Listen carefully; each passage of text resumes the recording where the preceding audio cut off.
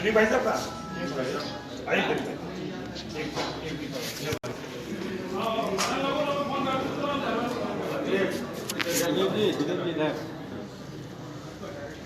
Photo किसी की नहीं सबके आगे अरे नहीं भाई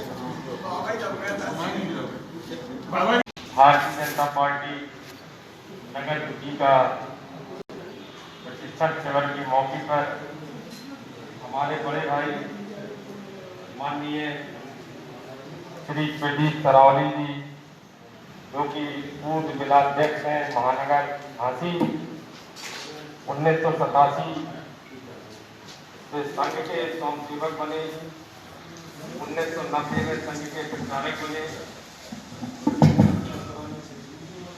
वर्तमान में क्षेत्रीय उपाध्यक्ष विकास परमार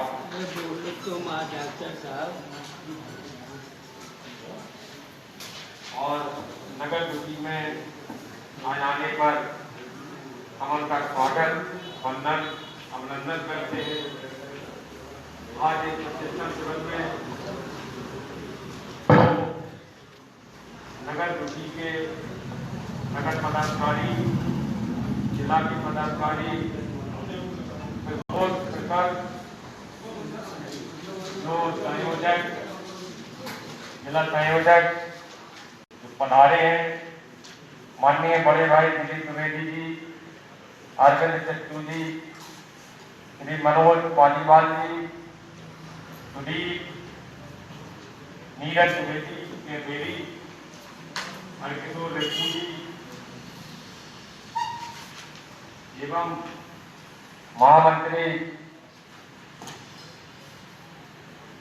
रविंद्र हसनपुर जी, हमारे कार्यक्रम के जो मंडल प्रभारी हैं माननीय बाबा मालकदार जी, और हमारे जो मुख्य अतिथि हैं आज के, उनके साथ झांसी से चलकर आए हैं माननीय बड़े भाई संतोष सोनी जी,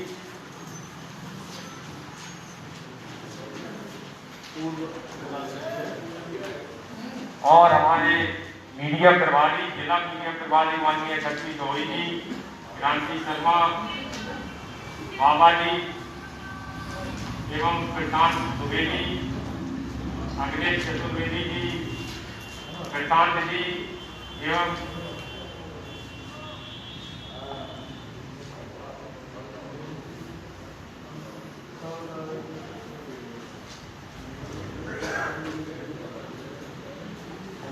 माननीय पूर्व जिला महामंत्री भगवती शुक्ला जी एवं तरुण तिवारी जी, शांति तनु, महेश्वरी एवं जयप्रकाश, गौतम जी, वीरेंद्र मिश्रा, के भाई साहब एवं समस्त नगर की और हमारी महिला शक्ति के रूप में जो विराजमान है, हमारी बहन प्रीति बंसल जी, मंजू रानी जी, कल्पना कटकने जी और नेता राजपूत जी, हम सभी का अभिनंदन वंदन करते हैं और आगे की कार्रवाई के लिए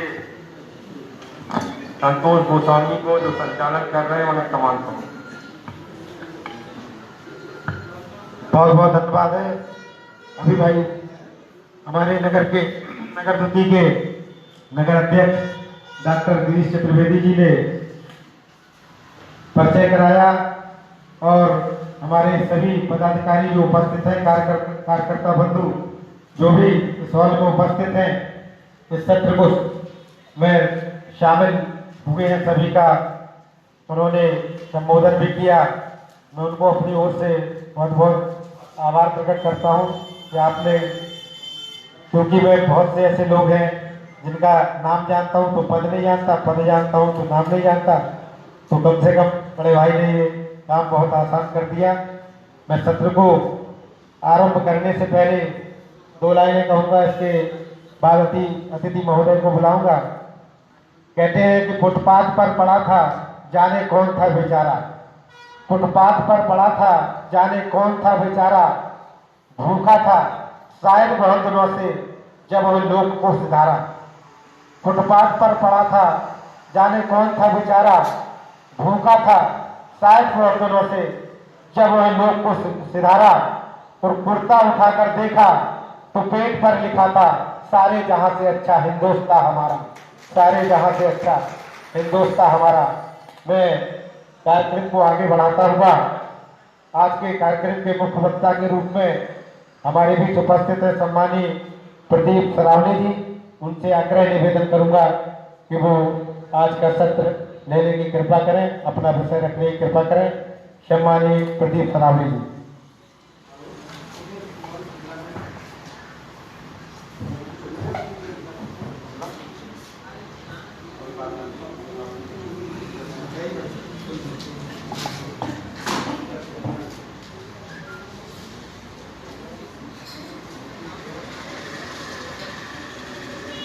आज पुरई मंडल के इस प्रशिक्षण कार्यक्रम में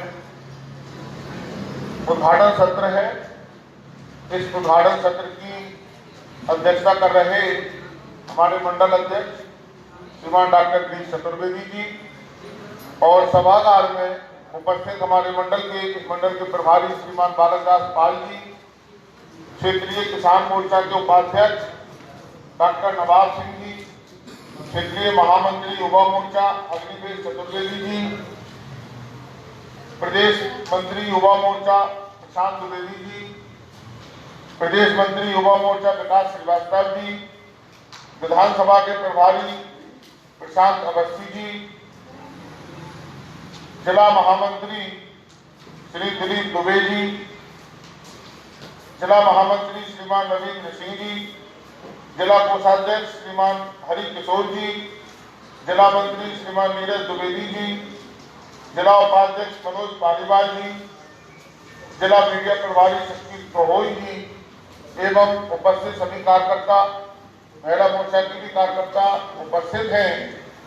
और आज हम इस प्रशिक्षण कार्यक्रम में पुरई मंडल के उद्घाटन सत्र में यहाँ सभी लोग उपस्थित हैं। हम सब ये जानते हैं कि भारतीय जनता पार्टी में जहां हम सब लोग राजनीति करते हैं, उस राजनीति करने के साथ साथ हमारे यहाँ एक प्रशिक्षण का भी कार्यक्रम होता है और शायद ये प्रशिक्षण भारतीय जनता पार्टी में देखने को मिलता है और किसी दल में शायद ये हम लोगों ने नहीं देखा होगा, बल्कि वहां पर संभव भी नहीं है। वो हम जैसा प्रशिक्षण कर भी नहीं सकते। पहले ये प्रशिक्षण हमारे यहाँ पार्टी ने जिला लेवल पर तय किए। पिछले 2-3 वर्षों में जिला लेवल के कार्यकर्ताओं के बीच में ये प्रशिक्षण का कार्यक्रम चला और उनको प्रशिक्षण देने की जिम्मेदारी होती थी क्षेत्रीय पदाधिकारियों को। उससे पहले करीब लगभग 3 वर्ष पहले चले जाए तो ये कार्यक्रम ऊपर से नीचे की ओर उतारा गया, क्षेत्र लेवल पर हुआ और क्षेत्र को प्रशिक्षित करने का कार्यक्रम प्रदेश के पदाधिकारियों ने किया।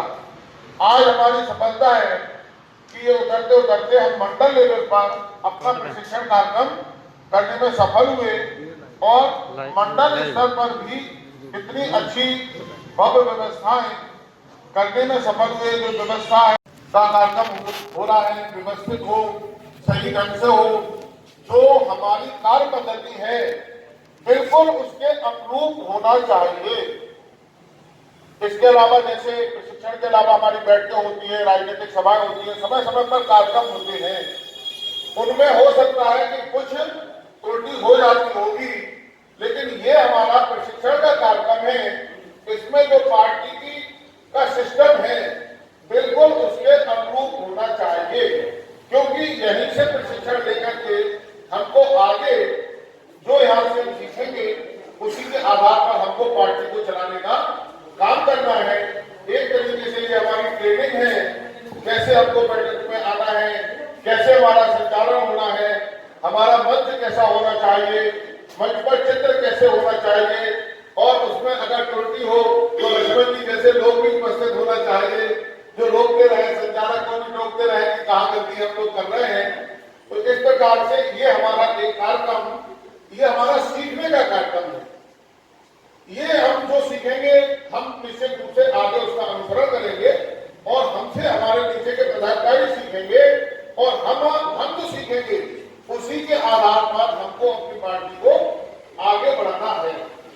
हमने ये बात रखी कि केवल भारतीय जनता पार्टी में ये प्रशिक्षण का कार्यक्रम होता है, बल्कि ये कहें कि केवल भारतीय जनता पार्टी में ही ये संभव है। क्योंकि अगर हमारी मान लीजिए कि ये कार्यक्रम अच्छा है, अच्छी चीज की नकल करना चाहिए, कार्यकर्ताओं को प्रशिक्षित होना चाहिए, ये जो सोच हमारी है ये सोच अन्य दलों की भी तो हो सकती है, बहुजन समाज पार्टी की भी हो सकती है, समाजवादी पार्टी की भी हो सकती है, कांग्रेस की भी हो सकती है। तो वो इस अच्छी सोच की नकल भी कर सकते हैं, लेकिन उनके लिए क्या ये नकल भी संभव है? नकल करने के लिए भी अगर हमारी तरह का ये प्रशिक्षण, कल्पना करिए कि समाजवादी पार्टी में प्रारंभ हो, तो क्या समाजवादी पार्टी में ऐसा प्रशिक्षण संभव है? इतने अनुशासित लोग बैठ करके अभी सुबह से शुरू हुए और शाम तक 5 बजे तक सुनने का ही काम करते रहेंगे। ना उनके पास ऐसे कार्यकर्ता सुनने वाले हैं, ना उनके पास ऐसे वक्ता, एक जो विषय दिया गया उस विषय पर केंद्रित अपना भाषण, उस विषय पर अपना विचार रखने वाले उनके पास वक्ता है। क्यों नहीं है? क्योंकि उनके पास कोई विचार नहीं है। वो राजनीति कर रहे हैं काहे के लिए? आप बता सकते हैं? वो राजनीति कर रहे हैं काहे के लिए? सत्ता में आने के लिए, ठीक है ना? हम राजनीति कर रहे हैं काहे के लिए? अपने विचार की स्थापना के लिए। सत्ता हमारा साधन है। सत्ता प्राप्त करके हमको इस विचार की सरकार चलानी है, इस विचार का देश बनाना है। हमारे सामने जो देश का लक्ष्य है उस विचार को पूरा करने के लिए सत्ता भी एक साधन है। क्योंकि इस प्रकार का काम हम राजनीतिक क्षेत्र में कर रहे हैं, लेकिन इसी प्रकार का, इसी विचार के साथ काम करने वाले और भी क्षेत्रों में लोग हैं जो अपने अपने संसाधनों से कर रहे हैं। एक बार एक विचार ये कांग्रेस में आया, कांग्रेस की राष्ट्रीय कार्य समिति में एक विषय आया कि भारतीय जनता पार्टी के कार्यकर्ता बहुत ही अनुशासित होते हैं, बहुत ही अच्छे होते हैं, जो काम कहा जाए वो काम को करते हैं, जिस व्यवस्था को कहा जाए व्यवस्था को करते हैं। तो उनसे कहा गया कि भाई ऐसे उनके पास कार्यकर्ता कहां से आते हैं? पता लगा कि भारतीय जनता पार्टी में प्रशिक्षण होता है और वो प्रशिक्षण करने वाले वो कार्यकर्ता प्रशिक्षित होके आते हैं, इसलिए इतने अनुशासित होते हैं। तो कांग्रेस ने कहा कि भाई हम भी प्रशिक्षण देने का काम करेंगे। उसके लिए आप लोगों को, कुछ लोगों को याद होगा, एक बनाया गया था कांग्रेस युवा, क्या बना था? कांग्रेस सेवा दल। कांग्रेस सेवा दल का गठन हुआ और तय हुआ कि हम भी प्रशिक्षण देने का काम करेंगे। प्रशिक्षण देने का पहला कार्यक्रम बॉम्बे में हुआ। चुनिंदा लोगों को, उसमें भी निचले स्तर के कार्यकर्ता को, पूरे राष्ट्र का एक हो रहा था, तो बहुत ही प्रमुख लोगों को बुलाया गया। बड़ी भव्य दिव्य व्यवस्थाएं की गई। सरकार की हुई थी, बहुत पहले से सरकार चली आ रही थी, भव्य दिव्य व्यवस्थाएं हुई, सब प्रकार के साधन जुटाए गए, लोगों को बुलाया गया और उसका उद्घाटन हुआ। उद्घाटन के 3 दिन, शायद 5 दिन का कैंप था, 5 दिन का कैंप था। पहले ही दिन शाम तक इतनी अव्यवस्थाएं हो गई कि पूरे उस कैंपस में भगदड़ की स्थिति पैदा हो गई। जो लोग वहां गए थे उन्होंने बॉम्बे में घूम घूम करके ये स्थिति पूरे बॉम्बे की कर डाली कि शर्म आएगी जैसी जैसी घटनाएं वहां पर महिला कार्यकर्ताओं के साथ, अपने ही जो कार्यकर्ताएं थी उन कार्यकर्ताओं के साथ, बॉम्बे की महिलाओं के साथ स्टेशनों पर, सड़कों पर जो घटनाएं घटित हुई, उसके कारण रात में उस सेवा दल का संचालक मंडल बैठा और विचार करने पर मजबूर हुआ कि कैसे चलाया जाए। दूसरे दिन सुबह बहुत बड़े इंस्ट्रक्शन और निर्देशों के साथ दूसरे दिन का फिर प्रारंभ हुआ और दोपहर होते होते ये स्थिति हो गई कि उनको 2 बजे उस शिविर को, उस कैंप को समाप्त करने की घोषणा करनी पड़ी और वहीं पर बुला करके अपनी ही सरकार में अपने ही कार्यकर्ताओं को के लिए पुलिस कमिश्नर को बुला करके खुली छूट दी गई कि कांग्रेस सेवा दल के कार्यकर्ता जहां भी बॉम्बे में मिले उनके हाथ पैर तोड़ दिए जाए। और फिर पुलिस ने जो 4 घंटे 6 घंटे पूरे बॉम्बे के अंदर तांडव मचाया कि शायद कोई कांग्रेस सेवा दल का कार्यकर्ता बिना पिटे अपने घर वापस नहीं लौटा। ये स्थिति हुई उन लोगों की जो राष्ट्रीय स्तर का कार्यक्रम कर रहे थे। हम वो कार्यक्रम मंडल स्तर पर कर रहे हैं, लेकिन हमारे यहाँ का वातावरण देख करके हम सोच सकते हैं, समझ सकते हैं इसका कारण केवल क्या है कि हम एक विचार को लेकर के राजनीति कर रहे हैं, एक सिद्धांत को लेकर के राजनीति कर रहे हैं। एक हमारे सामने लक्ष्य है, जिस लक्ष्य की प्राप्ति के लिए हम राजनीति कर रहे हैं, वो राजनीति काय के लिए कर रहे हैं कि राजनीति के द्वारा जो भी उनके कार्यक्रम है, जो भी कुछ उनके पास है, वो केवल काय के लिए है कि हमको सत्ता पानी है और सत्ता पा करके सत्ता के संसाधनों का हम उपयोग करेंगे, पूरी तरह से उसका शोषण करेंगे। ये कल्पना उनके कार्यकर्ताओं में और उनके नेताओं के मन में होती है। लेकिन हमारे मन में क्या है? हमारे मन में एक विचार है, एक लक्ष्य है और उसके तहत हम राजनीति कर रहे हैं। कोई यहाँ बैठा चाहता होगा कि राम जन्म के स्थान पर राम जन्मभूमि भगवान राम का भव्य मंदिर बने, इसलिए हम भारतीय जनता पार्टी में काम कर रहे हैं। कोई यहाँ बैठा चाहता होगा कि कश्मीर में जो धारा 370 लगी थी वो धारा 370 हटनी चाहिए और कश्मीर भारत का अभिन्न अंग होना चाहिए, इसलिए हम भारतीय जनता पार्टी में राजनीति कर रहे हैं। किसी के मन में यहाँ होगा कि हमारे देश के अंदर जो तरह तरह की व्यवस्थाएं हैं वो सभी का एक समान कानून होना चाहिए, सबको अधिकार मिलना चाहिए, सबके मौलिक अधिकार होना चाहिए, सबको न्याय मिलना चाहिए, सबको सु अवसर प्राप्त होने चाहिए। इस प्रकार का किसी न किसी के मन में कोई न कोई विचार हम अपने मन में रख करके राजनीति कर रहे हैं। जब हमारे मन में एक विचार को लेकर के राजनीति कर रहे हैं तो निश्चित रूप से हम जब उस साधन की प्राप्ति करेंगे तो उसी को पूरा करने के लिए हम काम भी करेंगे। किसी के मन में सपना है कि हमें अपने राज्य को परम वैभव पर ले जाना है, अपने देश को शक्तिशाली भारत बनाना है। इस प्रकार के व्यक्तिगत हितों से दूर हट करके एक विचार को लेकर के, एक कार्य पद्धति को लेकर के हम काम कर रहे हैं। हमारी कार्य पद्धति एक समान है। कांग्रेस जब प्रचार करने मिजोरम में जाती है तो वहां पर कहती है कि मिजोरम की व्यवस्था, यहाँ की सरकार और यहाँ की व्यवस्था ईसाइयत के अनुसार होगी, और जब कश्मीर में जाती है तो कहती है कि यहाँ की व्यवस्था इस्लाम के अनुसार होगी। उन्हें सत्ता प्राप्त करना है, जहां पर उन्हें जो कहना पड़ेगा, जो करना पड़ेगा, जिस चेहरे को अपनाना पड़ेगा वो अपनाएंगे। कोई उनका विचार नहीं, कोई सिद्धांत नहीं। हमारा कार्यकर्ता चाहे मिजोरम में बैठा हो और चाहे असम में बैठा हो, चाहे तमिलनाडु में हो, चाहे केरल में हो, कहीं के भी कार्यकर्ता को खड़े होकर के अगर हम पूछेंगे कि तुम राजनीति किसके लिए कर रहे हो, काहे के लिए भारतीय जनता पार्टी के कार्यकर्ता बने हो, तो वो अटक से कटक तक कहीं का भी कार्यकर्ता खड़े होकर के एक ही उत्तर देगा कि हमें अपने देश को परम वैभव पर ले जाना है, अपने देश का कल्याण करना है, अपने देश को हमें शक्तिशाली बनाना है, राम जन्म स्थान पर भव्य मंदिर का निर्माण करना है, धारा 370 हटानी है, समान नागरिक संहिता बनानी है। किसी भी कार्यकर्ता को किसी भी कोने में खड़ा करेंगे तो वो यही समान जवाब देगा।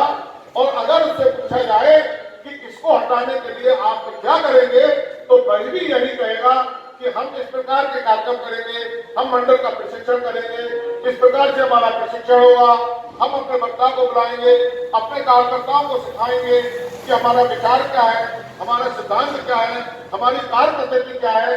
यहाँ से लेकर के देश के किसी भी कोने में, बल्कि विश्व के किसी भी कोने में जाएंगे तो हमारी विशेषता क्या है कि हमारी एक समान कार्य पद्धति है, एक समान विचारधारा है और एक ही जगह से हम सब लोग प्रेरित हैं और सबका अंतिम लक्ष्य क्या है, अपने अपने मार्ग पर चलते जाएंगे, लेकिन पहुंचने का सबका बिंदु कौन सा है कि हमें अपने राष्ट्र को शक्तिशाली बनाना है, अपने राष्ट्र को परम वैभव पर ले जाना है।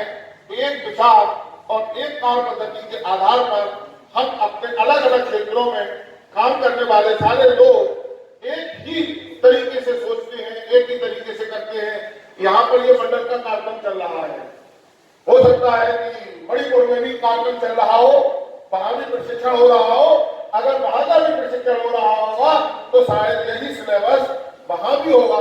जो सिलेबस हमारे पास है, जो लक्ष्य वहां पर बैठ के बताया जा रहा होगा, वही लक्ष्य यहाँ पर हमारे सामने रखा जा रहा होगा। हमारी व्यक्तिगत आवश्यकता, व्यक्तिगत जीवन शैली अलग अलग हो सकती, लेकिन राष्ट्रीयता के मुद्दे पर हम सबकी जीवन शैली, हम सबकी सोच, हमारे काम करने का ढंग एक होना चाहिए। जिस देश की राष्ट्रीयता ही विवादित होगी, उस देश का कभी कल्याण हो ही नहीं सकता। जिसकी राष्ट्रीय पहचान नहीं हो, जिसकी राष्ट्रीयता निर्धारित ना हो, हमारे मानदंडों की रक्षा करने वाला कोई ना हो, ऐसे राष्ट्र का कल्याण कैसे संभव है।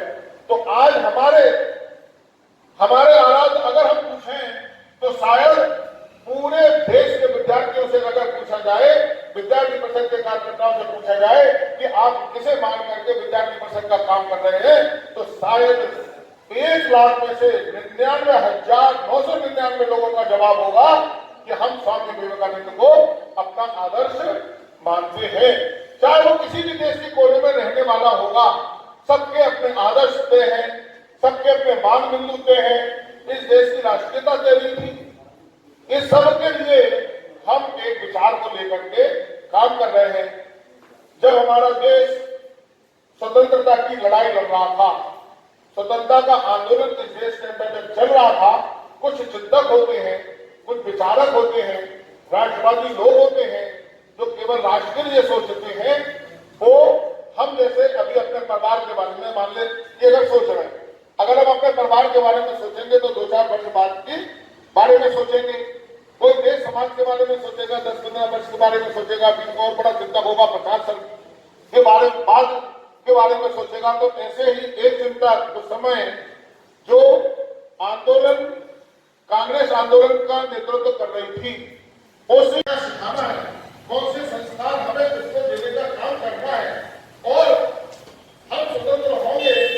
लेकिन हमारे देश में ये स्थिति आती क्यों है कि कोई भी दुनिया में यहाँ चला आता है और थोड़े दिन में हमारा एक शासन करने लगता है, हमारे ऊपर हमारा शोषण करने का काम करता है।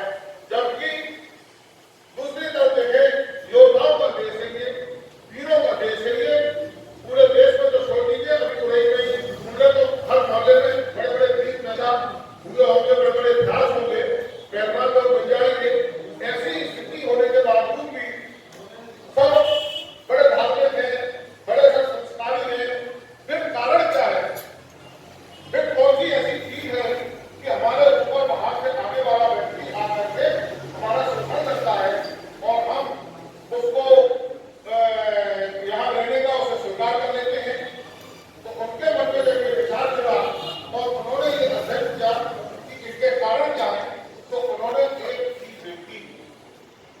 उनके मन में क्या आया कि भारत का मूल समाज कौन है।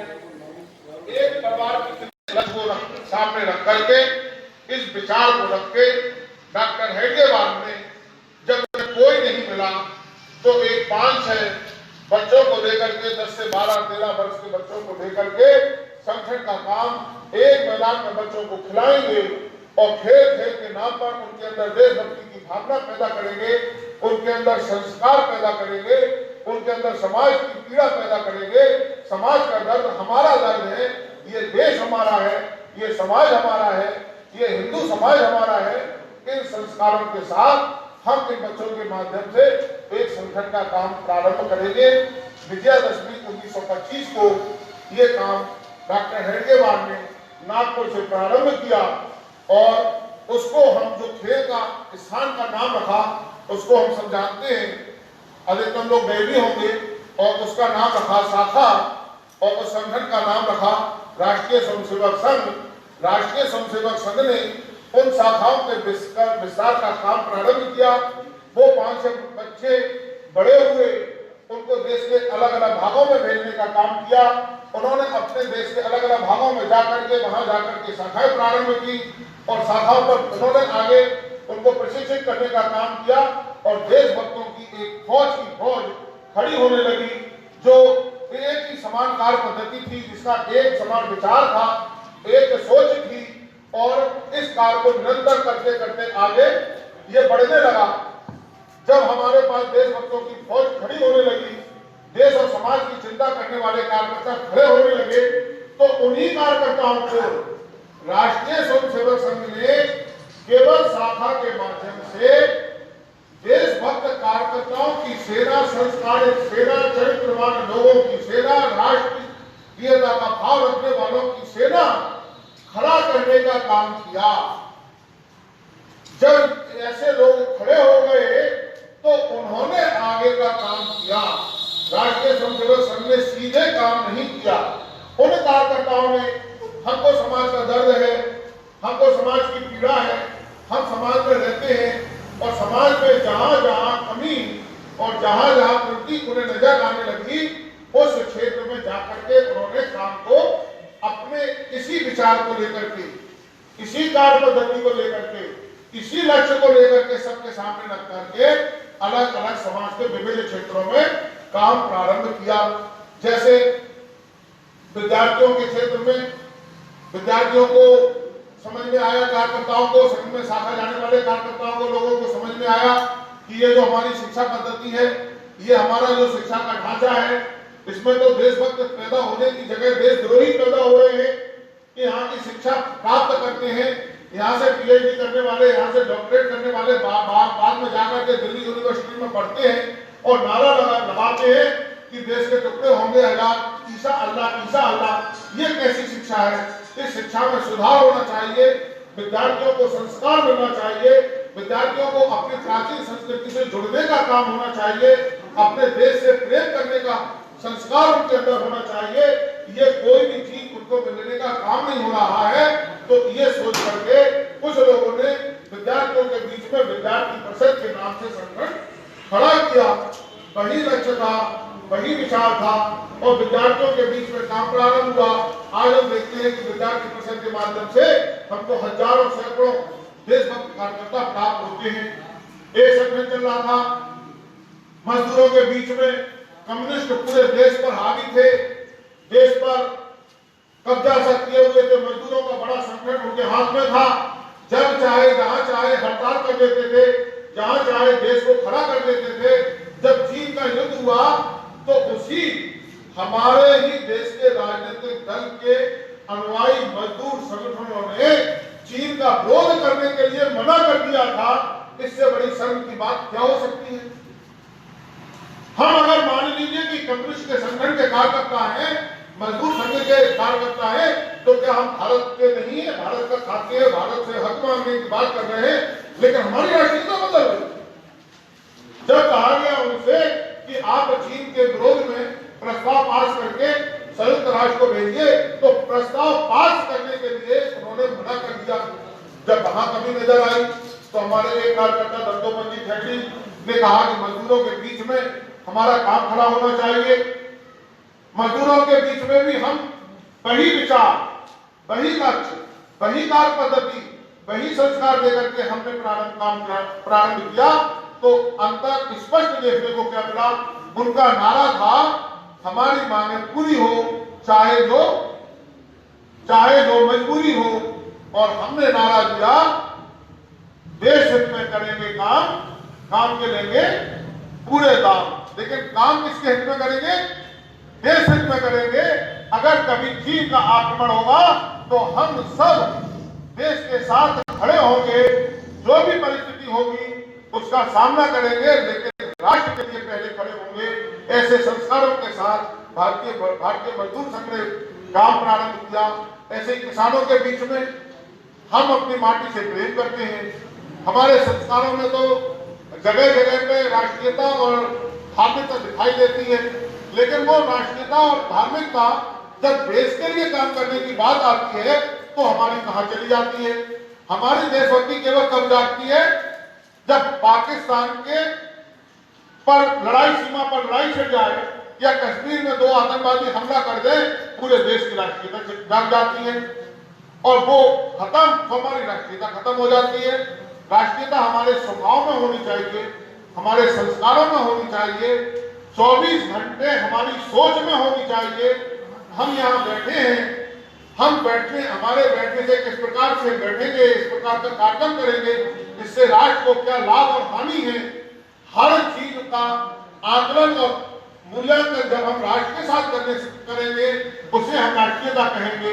ऐसे हमारे विभिन्न क्षेत्रों में काम को आगे बढ़ता गया। कश्मीर देश का विभाजन हुआ। कश्मीर के मामले में लगभग हम लोगों को सबको मालूम है, श्यामा प्रसाद मुखर्जी ने अपनी बात, उन्हीं के मंत्री थे जवाहरलाल नेहरू की सत्ता में, की सरकार में मंत्री थे उन्होंने, लेकिन जब जम्मू कश्मीर का पक्ष रखा, नेहरू जी ने मानने से मना कर दिया, तो श्यामा प्रसाद मुखर्जी ने संघ के सामने प्रस्ताव रखा कि संघ को भी एक राजनीतिक दल खड़ा करना चाहिए, क्योंकि आपकी बात विभिन्न क्षेत्रों में तो पहुंचती जा रही है, लेकिन सभी क्षेत्रों में पहुंचने के बाद अगर लोकसभा और विधानसभा में आपकी बात कहने वाले लोग नहीं होंगे तो कैसे, क्या समय हो गया क्या?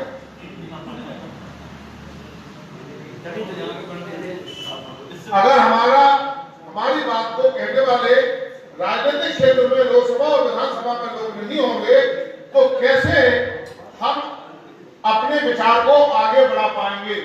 इस विचार को लेकर के राजनीतिक क्षेत्र में भी अपने इसी विचार को, इसी लक्ष्य को, इसी कार्य पद्धति के आधार पर काम प्रारंभ हुआ और समाज के जो शाखाओं के माध्यम से राष्ट्रीय स्वयंसेवक संघ ने देशभक्त लोगों की फौज खड़ी की है, सेना खड़ी की है, वो सभी लोग देशभक्ति की भावना को लेकर के, एक समान विचारधारा को लेकर के, एक समान कार्य पद्धति को लेकर के विभिन्न क्षेत्रों में काम कर रहे हो, चाहे वो सेवा का काम हो, चाहे देश के ऊपर किसी भी प्रकार की आपदा आई हो, चाहे देवी आपदा हो, बाढ़ आई हो, सूखा पड़ा हो, भूकंप आया हो, तो कौन जागने का काम करता है?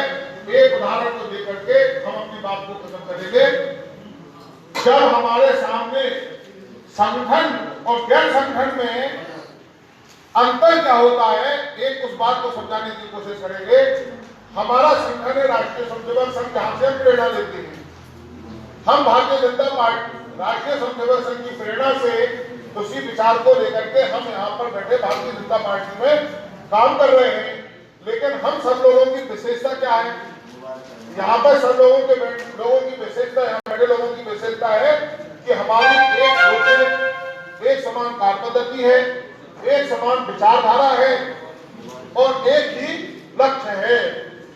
लेकिन यही काम जब दूसरे लोगों ने किया, जिनका सबका लक्ष्य था एक समान, बहुत बड़े बड़े महान लोग थे जिनकी ईमानदारी पर सत्य की उंगली उठाई भी नहीं जा सकती, जिनकी ईमानदारी प्रामाणिक थी, जिन्होंने अपनी ईमानदारी के लिए बड़े बड़े पदों को ठुकरा दिया था, उन सब लोगों ने मिलकर के एक आंदोलन इस देश के अंदर प्रारंभ किया, जिसे हम सबने अपनी आंखों से देखा है और शायद दुनिया में इतना बड़ा आंदोलन कभी हुआ ही नहीं होगा।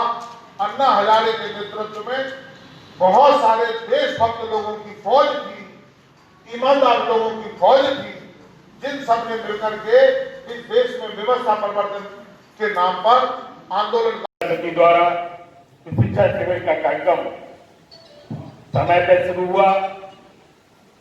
इस कार्यक्रम में झांसी से पधारे भारतीय जनता पार्टी के पूर्व जिलाध्यक्ष भाई प्रदीप सरावगी आज के कार्यक्रम की अध्यक्षता कर रहे, मेरे बचपन के मित्र, मेरे साथ सभासद रहे भाई डॉक्टर गिरीश चतुर्वेदी जी, मैं आप लोग के प्रति आभार प्रकट करता हूं जो आप लोग समय पे झांसी से यहाँ पधार कर हम लोग को मार्गदर्शन दिया। हमारे बीच में इस व्यवस्था की दृष्टि से भारतीय जनता पार्टी द्वारा जो हमारे कार्यकर्ता बंधु लगाए गए थे। उसमें जनपद जालौन में जो व्यवस्था के रूप में भाई प्रदीप अवस्थी जी, विधानसभा के में भाई जय प्रकाश गौतम जी और उड़ई मंडल में भाई धर्मेंद्र पाल जी, जिनके सहयोग से ये कार्यक्रम आगे बढ़ रहा है। और इस व्यवस्था की दृष्टि में हमारे बीच में उड़ई मंडल के सभी पदाधिकारियों ने जो चूंकि ये कार्यक्रम पहले 4 और 5 तारीख को होना था, व्यवस्था अच्छी थी और व्यवस्था उसके बाद जानकारी मिली कार्यक्रम 12-13 को होगा, 12-13 को ना हो गए, 19-20 हुआ। नवदुर्गा के कारण पूरे उड़ई के अंदर गेस्ट हाउस नहीं मिल पाए। फिर हमारे कार्यकर्ता बंधुओं ने, नगर के मंडल के पदाधिकारियों ने बहुत मेहनत करके तो यहाँ से जो गेस्ट हाउस बंद था, इसकी व्यवस्था, सफाई व्यवस्था करके स्वयं चालू कराने का प्रयास किया। हमारे बीच में क्षेत्रीय पदाधिकारी और उड़ई के प्रभारी प्रदेश मंत्री पिछड़ा मोर्चा के और जिला पंचायत सदस्य के रूप में हम लोग के मार्गदर्शक के रूप में काम देते हैं।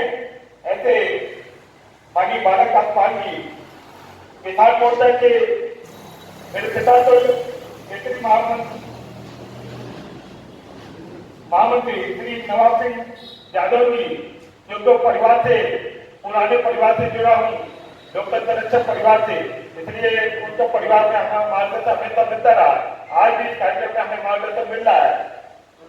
हमारे माननीय श्री रमेश सिंह जी महामंत्री जिला के पधारे हुए हैं, माननीय दिलीप द्विवेदी महामंत्री पधारे हुए हैं, माननीय मनोज पालीवाल जी उपाध्यक्ष हैं, माननीय नीरज दुबे जी मंत्री, हरिकिशोर गुप्ता रिपू जो हमारे साथ सभासद भी रहे, इस बार कोषाध्यक्ष, जिसके बिना हम अधूरे हैं, ऐसा पद लेकर काम कर रहे हैं।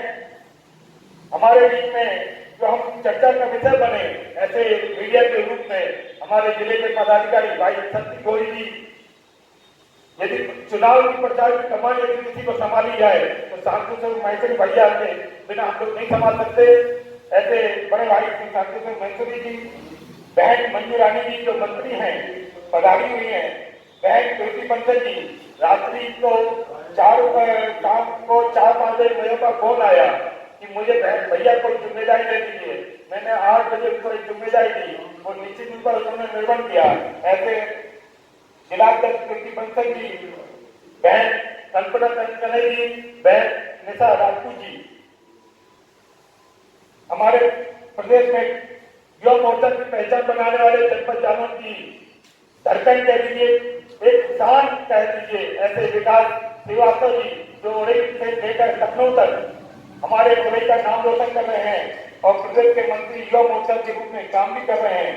हमारे विद्यार्थी परिषद के जिनके हमारे पापा उनसे सलाह लेते थे, वो उनसे सलाह लेते थे, ऐसे प्रसाद द्विवेदी जी जो काम विधान परिषद में देख रहा हूँ काम करते रहे, आज प्रदेश के मंत्री के युवा मोर्चा के रूप में काम कर रहे हैं। अग्निवेश चतुर्वेदी जी, जिससे मेरी नोकझोंक हमेशा होती रहती है संगठन के दृष्टि से, निश्चित रूप पर हम लोग को मार्गदर्शन भी उनसे मिलता रहता है। ऐसे प्रदेश के क्षेत्रीय महामंत्री भाई अग्निवेश चतुर्वेदी जी, मैं सभी का आभार प्रकट करता हूँ।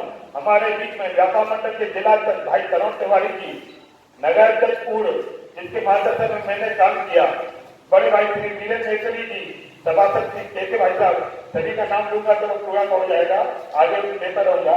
निश्चित रूप में सभी पदाधिकारी लोग यहाँ पे आए हैं, मैं सभी का स्वागत, अभिनंदन और अगला सत्र के लिए आवेदन संचालन कर रहे भाई संतोष जी से कहूंगा कि अपना संचालन करें। मैं कुछ सूचना देना चाहता हूँ, सोशल डिस्टेंसिंग आप लोग बनाए रहिए। मैं देख रहा हूँ बहुत अनिश्चित से बैठे, यदि कुर्सियां खाली रखिए, यदि कार्यकर्ता इधर से उधर हो जाए तो अच्छा लगेगा। नगर के पदाधिकारी पीछे भी जा सकते हैं, बहुत कुर्सियां खाली, पंखा भी चल रहा है, एक दो पंखे नहीं चल रहा है, उसकी व्यवस्था अभी देखता हूँ। दूसरी बात, मोबाइल आपके बीच में बज रहे थे तो उसकी चिंता कर लीजिएगा, मोबाइल साइलेंट पे कर लीजिएगा। आज यहीं पे रहना है, हम लोग के बीच में रहना है, हम लोग से बातचीत करते रहिएगा। हम ये देख रहे थे, फाइल आप लोग लिए हैं, नगर के पदाधिकारी में देख रहा था, नगर के कारखाने से भी, कि आप अपनी डायरी आप लोगों ने फाइल के अंदर निकाली नहीं। भैया झांसी से आए, हम लोग को मार्गदर्शन दे रहे थे कई लोग, मैं सबका नाम ले लेता हूँ कई, तो उसमें लिखते रहिएगा जो भी जानकारी मिलती रहे निश्चित रूप पर अगले कार्यक्रम के लिए संतोष होता हूँ।